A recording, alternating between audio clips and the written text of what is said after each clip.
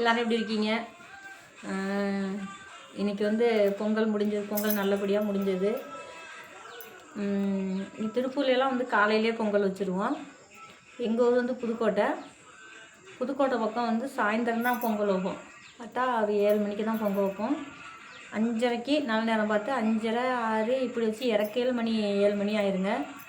அதுக்கு மேலே தான் சாமி கும்பிடுவோம். அங்கெல்லாம் வந்து ஊர்லலாம் வந்து வாசலில் தான் பொங்கல் வைப்போம்.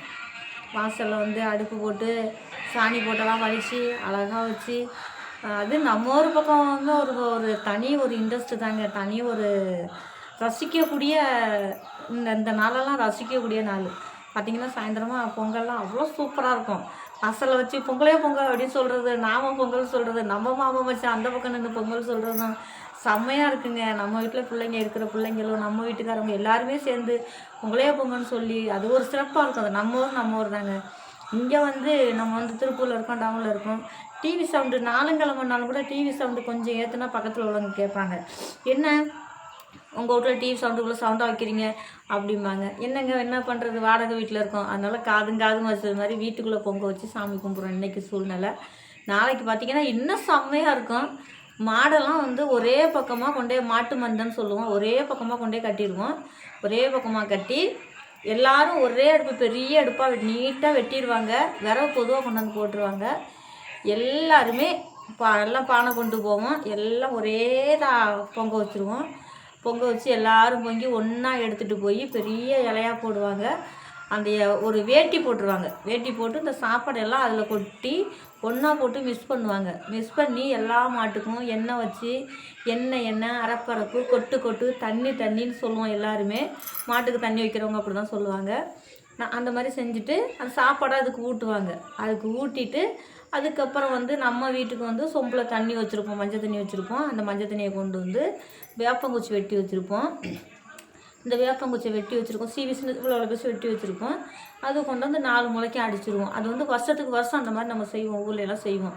நம்மளுடைய பிள்ளைக்குடி நல்லா இருக்கணும், நம்ம வீட்டுக்குள்ளே எதுவும் வரக்கூடாது அப்படிங்கிறதுக்காக அந்த வேப்பங்குச்சி அம்மனை தவிர நம்ம வீட்டில் தெய்வங்களை தவிர எதுவும் இருக்கக்கூடாதுங்கிறதுக்காக அந்த வேப்பங்குச்சி 4 முளையும் அடிச்சுட்டு அந்த மஞ்சள் தண்ணியை கொண்டு வீட்டில் எல்லாம் தெளித்து விட்டுட்டு வீட்டுக்கு வீடு எல்லா வீட்லேயும் மாட்டு பொங்கல்னா எல்லா வீட்லேயும் நான்வெஜ் இருக்கும். எல்லா வீட்லேயும் கம்பல்சரி நான்வெஜ் இல்லாத வீடே இருக்காது. போயிட்டு சாப்பிட்டுட்டு தூங்குவோம். மக்காநாள் உழவர் திருநாள். நான் வளர்ந்தது 2 ஊர், பிறந்தது புதுக்கோட்டை, வளர்ந்தது திருத்துறைப்பூண்டி. அங்கே என்ன பண்ணுவோன்னா சின்ன பிள்ளைங்கள்லாம் சேர்ந்து கும்மி அடிப்போம். ஒரு கூடை ஒன்று வச்சுக்குவோம். கூடை ஒன்று வச்சு அதில் 2 பூவு 2 சாணியை போட்டுருவோம். சாணி ராட்டி போட்டுருவோம். போட்டு வீட்டுக்கு வீடு போய் கும்மி அடிப்போம். கும்மி அடிக்கிற வீட்டிலையெல்லாம் பச்சரிசி போடுவாங்க, வாழைப்பழம் போடுவாங்க, காசு போடுவாங்க, கரும்பு போடுவாங்க. ஒரு சில வீட்டில் நிறையாவே செய்வாங்க. எங்களுக்கு சின்ன பிள்ளைங்களாம் போய் அடிக்கிறோமா நிறையா செய்வாங்க. அப்படியெல்லாம் வந்து அதெல்லாம் ஒரு நேரம், அதெல்லாம் ஜாலியாக இருந்துச்சு. இப்போல்லாம் எங்கெங்கே ஜோலியாக இருக்குது. அந்த திருநாள் வந்து நம்ம வந்து கல்யாணம் ஆகாததுக்கு முன்னாடி உள்ள ஒரு திருநாள், நல்லது கெட்டது எல்லாமே வந்து ஜாலியாக இருந்தது. இப்போ திருநாள் வந்துச்சு, திருவிழா வந்துச்சு, ஒரு தீபாவளி வந்துச்சு, பொங்கல் வந்துச்சுன்னா ஜோலியாக இருக்குது, படம் பேஜராக இருக்குது. என்ன சூழ்நிலை அப்படி ஆகிப்போச்சு.